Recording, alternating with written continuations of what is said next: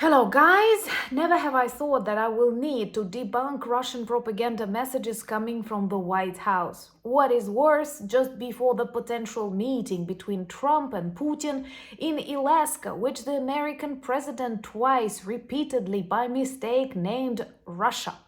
That is total nonsense that Putin's tanks did not reach the Ukrainian capital because of the farmlands or mud. This is the heroism of the Ukrainian people that kept stopping all the armored vehicles and tanks. We liberated the majority of the territories Russians managed to capture in 2022. And this is a sin to forget about those heroes and to say that this is just mud. Then I have a question to Donald Trump. What happened during the next 3.5 years and why Russians are now on the donkeys together with North Koreans among their troops? Russia is the weakest ever, and trust me, now is the time to defeat it, but not to appease it. But unfortunately, the once largest democracy in the world, represented, unfortunately, by Donald Trump, is trying to break the world order. We here protecting Ukraine, and I'm praying that we will hear some EU voices and more people in the United States will demonstrate that appeasing the dictator, forgiving war crimes, and actually praising Putin with more Ukrainian territories until he has a small break and continues extending his aggression to the Baltics, to Moldova, and China will definitely attack Taiwan and the Philippines.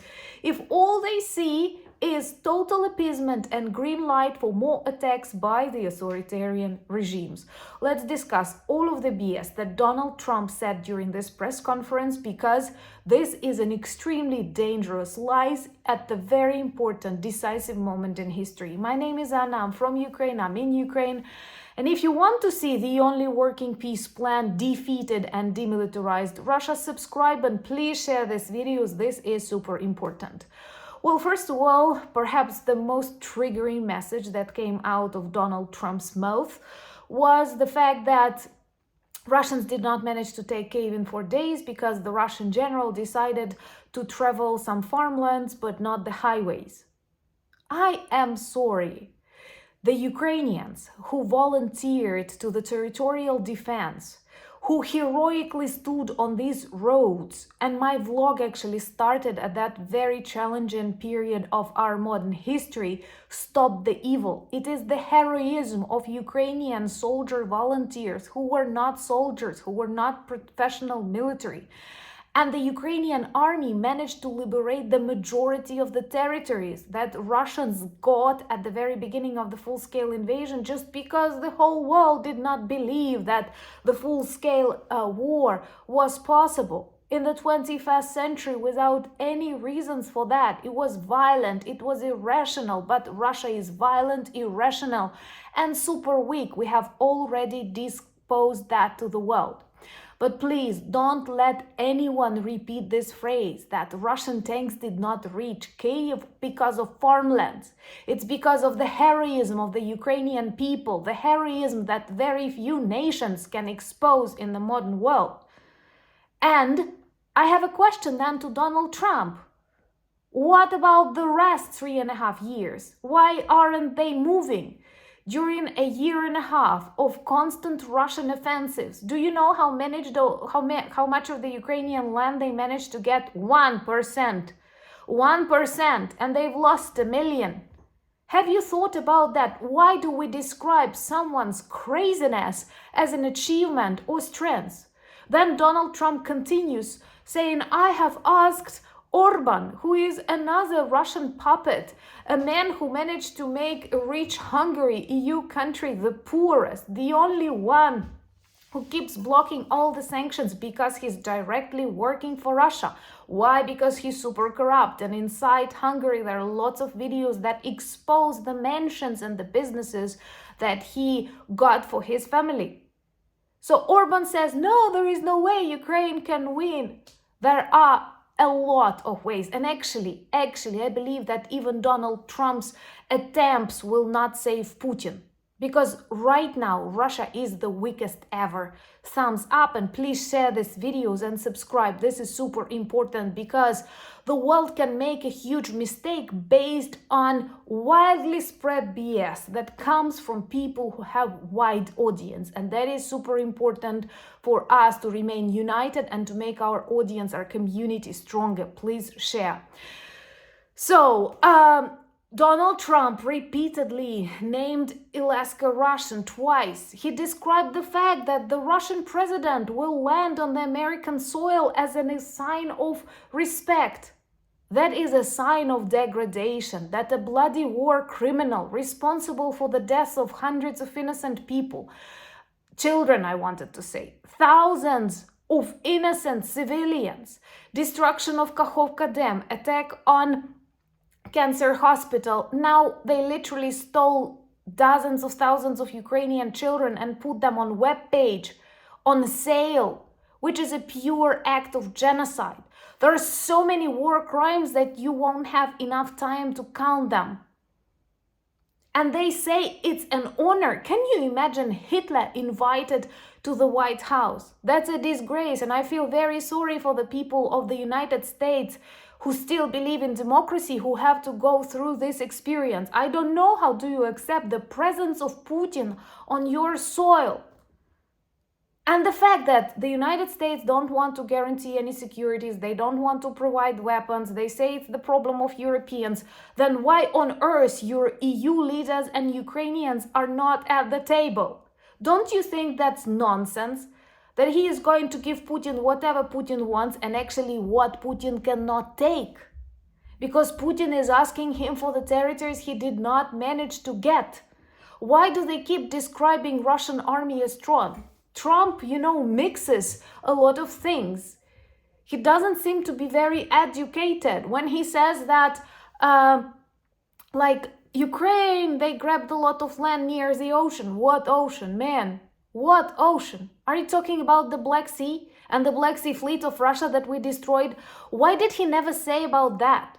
Why did he never mention the destruction of the Russian Black Sea fleet, or the fact that dozens of Russian regions are now a war zone, that their airports are not operating, that they have to fix prices just as they did back in Soviet times, that they have to stop export of fuel because they don't have any left? Don't you think they want to protect their strategic objects like oil refineries, but they simply don't know how? They cannot do it. Russia right now is the weakest ever. All of Putin's strategic aims, that is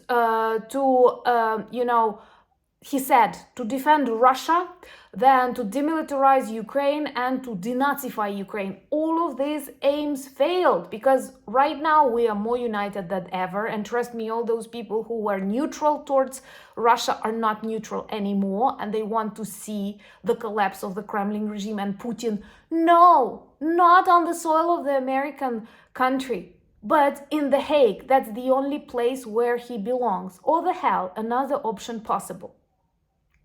And it is important to remember that Russia does not control its borders. Kursk, Belgorod, Ukrainian troops are inside Russia. Dozens of Russian regions are a war zone. This is something that was not the reality back in 2022.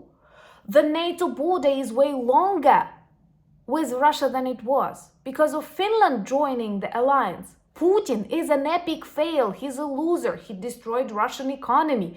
Russia is a no-fly zone. War in dozens of Russian regions. North Korean soldiers and donkeys on the front lines. And somehow he manages to trick Trump that he is a strong leader but not a war criminal. Putin is going to be greeted at the United States soil as a leader. And Ukraine, brave people of Ukraine who stand against, okay, forget about Ukraine, think about the international order. If we compromise everything, if we let Putin get Ukrainian lands, sanctions lifted, that's not just a green light, that's an invitation for China to attack Taiwan, the Philippines, for Russia to attack the Baltics, Moldova. And oh my God, back in 1989, half of Berlin was Russian. And another question, if the White House now wants to be isolated from the European problems and so on, then why on earth you start ruining all the existing alliances? You start undermining the trust and support between Ukraine and the EU countries.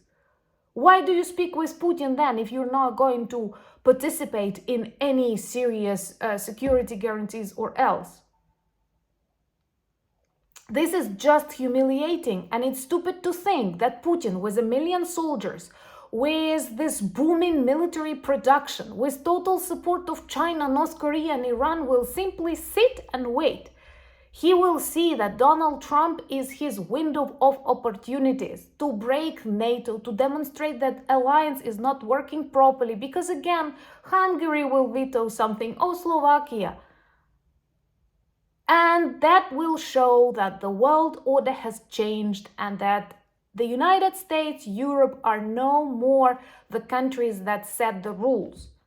And what is worse, China and Russia will be setting these rules. And you will feel it, even across the ocean.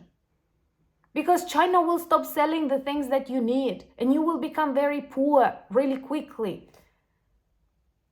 And war may come, even across the ocean, because with all access, with the money, with the permission from the White House, literally, Russia will keep shaking your societies with hybrid warfare, if not direct. This may cause more civil wars, divisions, something that you could not predict back in 2025, when the only thing Ukraine asked is help us do the job. We are determined to do the job, and Russia is the weakest at this moment. Please don't let Donald Trump save Putin. Let me know what do you think about that in comments below, because I'm going to read all of them. I'm super angry and I need your help, support and understanding. You know, I tried to be neutral. I tried not to comment on these things, but after this recent press conference, I personally, as a Ukrainian, as a normal citizen, as a country that defends itself, feel very offended. Especially when Trump humiliates Zelensky and says like, well, they have to rewrite the constitution. And Zelensky is not eager to rewrite the constitution, but he is eager to fight the war. I am sorry, Zelensky and Ukraine was invaded. We were invaded, so all we are doing, defending ourselves. Why should we rewrite the constitution if our borders are internationally recognized? And trust me, nobody wants Ukraine to agree on the change of the internationally recognized borders, because this will open a Pandora box, and you don't want that in your countries that do not have nuclear weapons. Let me know, would you like a separate topic about the nuclear weapons, because I think we need to talk about that more. YouTube silences such videos, but the warfare of the 21st century is different, and some countries that still shaking nuclear weapons can become dinosaurs just in a year or maybe less. Thank you so much for your support and understanding, for buying me coffees, becoming my patrons and sponsors of the channel. Remember to follow me on X, Blue Sky, Threads, Discord and Instagram. The links in the description, same as the link to our merch shop with lots of good items that work well as reminders and conversation starters about Ukraine. And Donald Trump openly demonstrates how much people need more knowledge and understanding about Ukraine and the Russian war that must be severely punished, and justice must be served. Thank you for your understanding. Thank you for being friends of mine in Ukraine. United we stand. Slava Ukraini!